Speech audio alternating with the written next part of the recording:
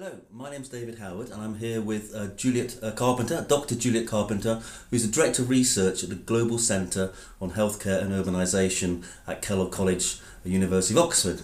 And we thought we might have a conversation a little bit about healthy urbanism, and in particular how Juliet herself has sort of come in towards researching more about healthy urbanism and something also about the work of the Research Centre. So Juliet, can you tell me a little bit about how your own professional research trajectory has brought you towards healthy urbanism? Yeah, certainly. So I'm an urban geographer by background, by training, very much interested in community engagement in the city and voices in the city, and increasingly interested in sustainability and the challenges of climate change. And I think over the last few years, it's just that realisation that you can't really think about sustainability in cities without thinking about health and well-being. And similarly, if you're interested in health and well-being, it's important to think about sustainability because there's so many overlaps between those research interests. So I think that's sort of brought me into this healthy urbanism sort of research space, and it's been fascinating to get involved in the projects at GCHU. Thanks very much indeed. So, and in your role as Director of Research at the GCHU, can you tell me something about the research projects and the activities of the centre?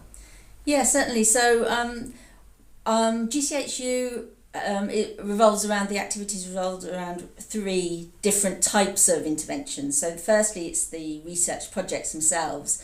And GCHU really was launched about 4 or 5 years ago with a project on creating healthy cities, and that was a collaboration with the Prince's Foundation, now the King's Foundation, where we did a systematic and extensive review of the evidence that supports the findings around how to create healthy cities. So that was one key project that we've been doing, and since then we've been involved in other projects such as the Listening Exchanges, which is focusing on the controversy around low traffic neighbourhoods, which of course were brought in for reasons of health and climate change and transport in Oxford but elsewhere in the UK as well. So we were looking at ways to address some of the controversies and the contestation around that area. Then we've done some work on housing, on low carbon housing and retrofitting. So the research projects that we do really cover a very broad range of areas, research areas around healthy urbanism. And then in parallel to that, we also run a series of public engagement seminars, the GCHU seminars, which take place in weeks 1 and 8 of each term. And there we address issues, topical issues around healthy urbanism, again very broadly defined, bringing in members of the public as well as local policymakers, researchers. So it's very much a forum for debate and for discussion. It's not an academic seminar in that sense. It's very much an open forum for discussion, and that takes place twice a term.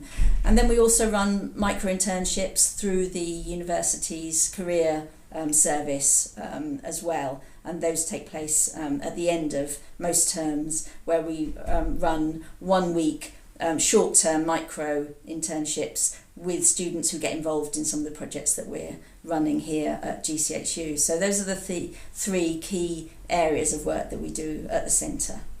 Great, thank you. And the seminars are online as well, so anyone can watch those research seminars, and the website, I'll give details of the website, but essentially typing GCHU Oxford, you'll get all the details of the centre.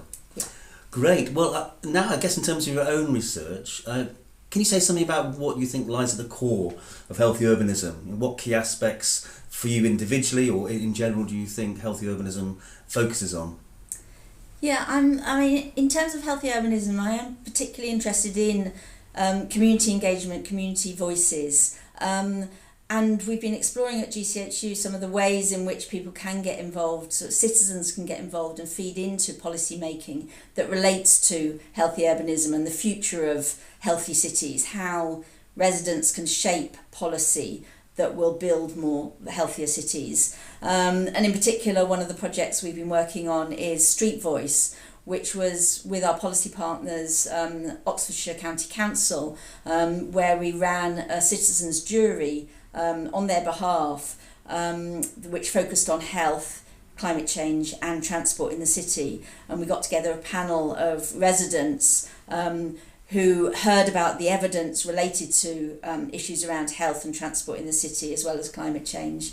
And they came up with a series of recommendations which the council then adopted and took on and responded to as a result of the citizens' jury. So that was one way in which residents can have their voices heard around the priorities of their own lived experience and how they live in the city, and how their experiences can feed into policy making around healthy urbanism. So that was one key project that we've been involved in that I think has really had an impact at the local level on healthy urbanism in the city.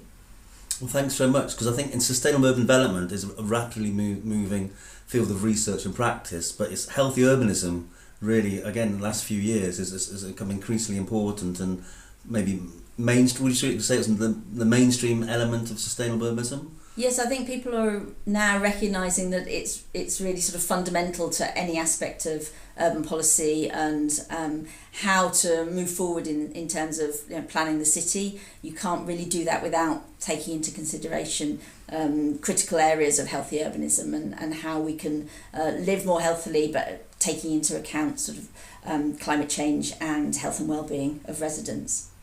Well, thanks very much indeed for giving us some insights into healthy urbanism. You're welcome.